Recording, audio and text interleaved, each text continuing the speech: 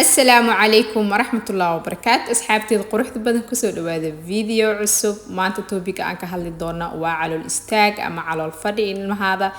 قرمي قبان عليه كرتا ilmihiga caloosha way fadhidaa maxaa calaamada ah ku arki kartaa maxaa looga hortagi karaa oo lagu daaweyn karaa si dabiici ayagoo joogo gurigooda mar walba muhiim ah ku tahay insha Allah cunugaada calooshiisa inaad la socotid aad ka warqabtid mar walba waxyaabaha calool istaag keeno insha Allah hadii aan ku hormaro cunugaada hadii cunno saxan ama cunno caafimaad ay siineenin waxa ku arki doontaa calool istaag waxaa kaloo calool istaag keeno ilmaha inay siisid sokor fara badan ayadana waxyaabaha keeno waa calool istaaga waxaa kaloo calool istaag keeni kara dufan fara badan ilmahaaga hadii ay isticmaalaan waa ku arki kartaa calool istaag ama biyo fara badan oo jirkooda ku filan ay isticmaaleen afartaas qodob ilmahaada hadii intaas ay u saxneen insha Allah intaas u sax cunugaada calool istaag uu kaaga reesan doonaa maxaa calaamada ku dareemi kartaa cunugaada calool istaag markuu qabo aad dhihi kartaa cunugaygu wuxuu qabaa calool istaag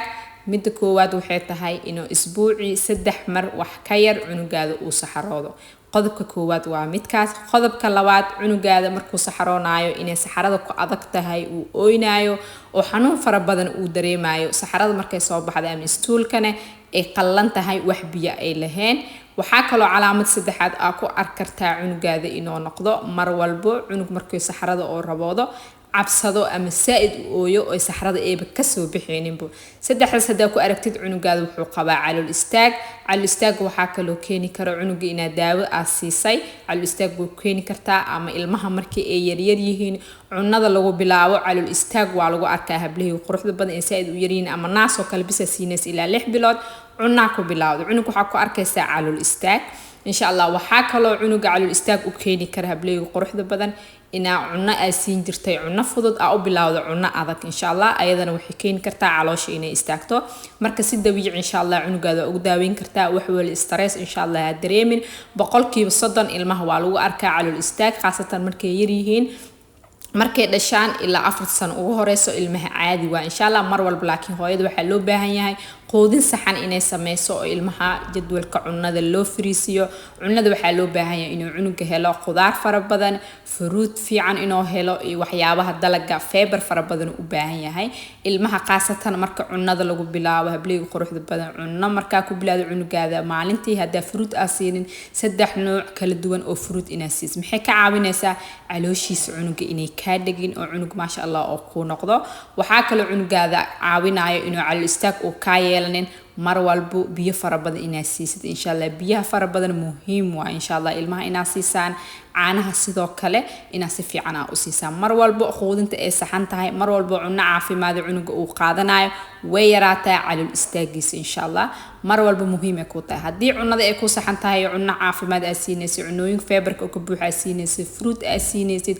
mar walbo waxyaabaha dalaga saaid u sii cunugaada biyaha cad si fiican u siinayso quudintaada ay saxan tahay oo calool istaag ku aragtay ama daawooyin naasiisay kadib aad ku arkin cunuga markuu xanuunsado kale oo daawooyin loo soo qoro calool istaag waa lagu arkaa laakiin normal waa marka insha Allah cunugaada calool istaag uu qabaa goormee dhihi kartaa isbuuci 3 mar ka yar inuu saxaroodo saxarada inay qalalan tahay inuu cunuga ooynayo ama ay ka soo bixinin intaas hadaa ku aragtid waxa u baahan tahay inaad dhakhtar geysid cunugaada saddexdaas mid kamid ah hadii aad ku aragtid guriga ha ku haysaneen baaritaan soo samee waxyaabaha keenaya calool istaaga si loo ogaado mar walba muhiim ah ku tahay cunugaada mar walba saxarada ay ku adag tahay cunugaada wuxuu noqonayaa cunug miisaankiisa lumiyo cunug appetite-kiisa uu xun yahay noqonayaa hableey quruxda badan mar walba muhiim ah ku tahay waxyaabaha caloosha ilmaha sida dabiiciga loogu jilcino waxa kamid ah fruit fara badan inaad siisid qudaarta cagaaran dalaga inaad siisid cunnadana aad u saxdeed insha Allah mar walbo cunugaada cunnada aad u saxdeed mar walbo ka hortagaa calool istaag ama uuba ka yeelan ilmaha yar qaasatan ilmaha markay ay yaryar yihiin oo naaska kali la siinayo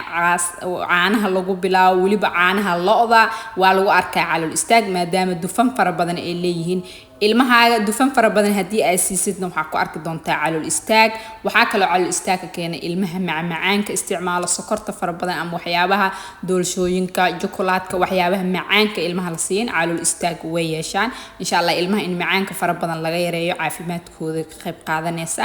mar walba insha Allah macaanka dabiiciga qaasatan malabka si dabiici cunugaada waxa ugu daaweyn kartaa intaas cunno hadii aad siiso wili oo leeyahay calool istaag muddo 2 isbuuc ilmaha geer biyaha xulbada aa soo karkarisay biyo xulbaa soo karkarinaysaa malaba ugu dareysaa 7 bari oo joogta soo wax walba siinaysaa markuu hurdada ku soo kaco waxa ugu horeeya aa ku bilaabis waxa kale oo calool istaaga si dabiici guriga adoo joogta u siin kartaa cunugaaga yar ina u sameysid babaay insha Allah ina soo qaadid babaayga marka hooshida adigoo sokor wax dhan aad ku darin ina siisid waxa kale oo calool istaaga ugu hortay kartaa carrot iyo beetroot ayagoo adka insha Allah ina u shidid aada ka miirin cunugaada hadii uu roon yahay hadii uu yar yahay markaasna ayadoo adka ina afka u galgalisid insha Allah sida seerlaag oo kale ina ku siisid calool istaaga waa ugu hortay kartaa maraqyo ina u sameysid qaasatan maraqyada ka sameysan carrotka cabbage insha Allah ina u sameysid muhiim waa iyo bocoro isku dartid ayadana waxyaabaha caloosha socodsiyo waa hablay quruxda badan oo si dabiici gurigaaga ugu dabiibi kartid ilmaha muhiim ku yihiin insha Allah cuna saxan ina siisid dalaga waxa loo baahan yahay ilmaha dhamaan inay ku qaataan waxyaabaha markaas aad dhibayna digiraha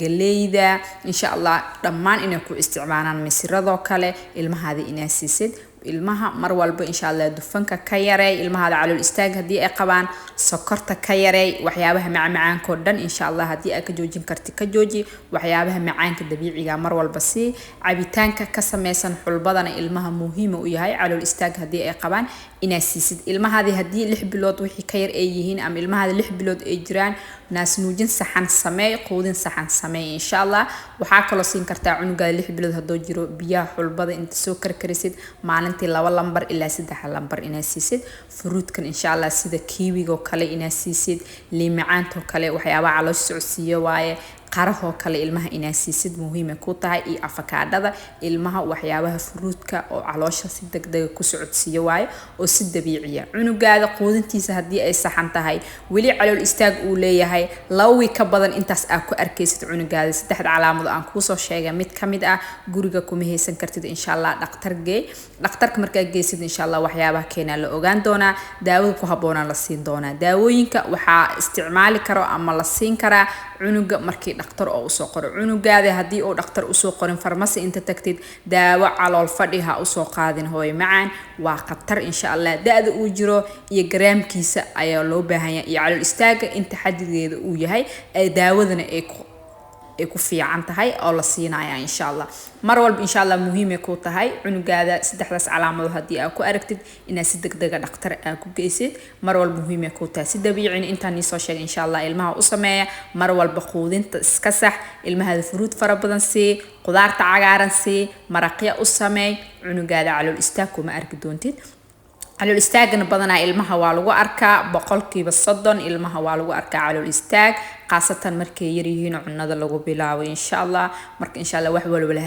wax walwala dareemin waa norm insha Allah adiga quudinta sax biyo fara badan si fruit si cunugaada ma sha Allah ku noqon doona mar walba muhiim ku tahay mar walba quudinta saxda cunna caafimaad cunugaada aasisa mar walba cunugaada 100% waaye inuu calool istaag uu ka yeesho mar walba insha Allah muhiim ku tahay hooyolba cunugeeda inay cunna caafimaad siisa rajeynaya qaasatan ilmaha calool istaag hadii qabaan caanaha lo'da aasisid ka jooji dufanka fara badan waxay keenaan calool istaag hableeyga quruxda badan insha Allah mawduuca calool istaagana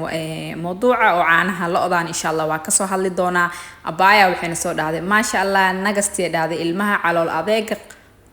calool adag ka soo hadal abaayo ma sha Allah waa mahasanta abaayo mawduucan adiga insha Allah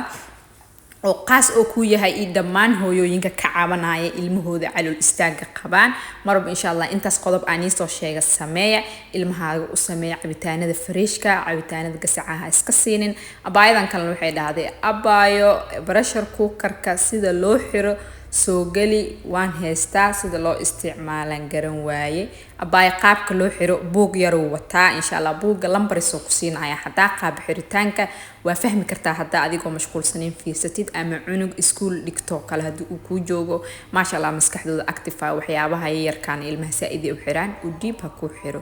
ama waxa sameyn kartaa buugga inaad ka fiirsid si fudud ku xiri kartaa insha Allah ani haduu ii xir inaa furfuro oo mar labaad xirin noqonaysa abaayadan kalena waxay dhahdeen abaayo biyaha xulbada ma cabayso kabaran hadaa caanaha ugu qasay dhahday ma u furayaan cunada ha abaayo cunada way u furayaan cabitaanaadka xataa ugu shid laakiin mar walba waxyaabo waxyaabaha cunada furo xulbada biyaha kaligeed maaha cunada inaa saxdid cereal nutrition way ku caawinaysaa insha Allah waana mahadsantaa mar walba cunugaada appetite-kiisa uu xun yahay jadwalka cunada u sax appetite-kiisa cunugaada uu ku soo noqon doonaa biidnillaahil kariim abaayadan kalena comment qurux badan noo soo qortay abaayo waxay dhahdaa mar walba akhri commentiga waa mahadsantiin hableyga quruxda badan insha Allah mar walba sidaas aan u akhri doonaa waxyaabaha muhiimka ah soo qaadan doonaa waa mahadsantiin salaamu calaykum waraxmatullaahi wabarakaatuh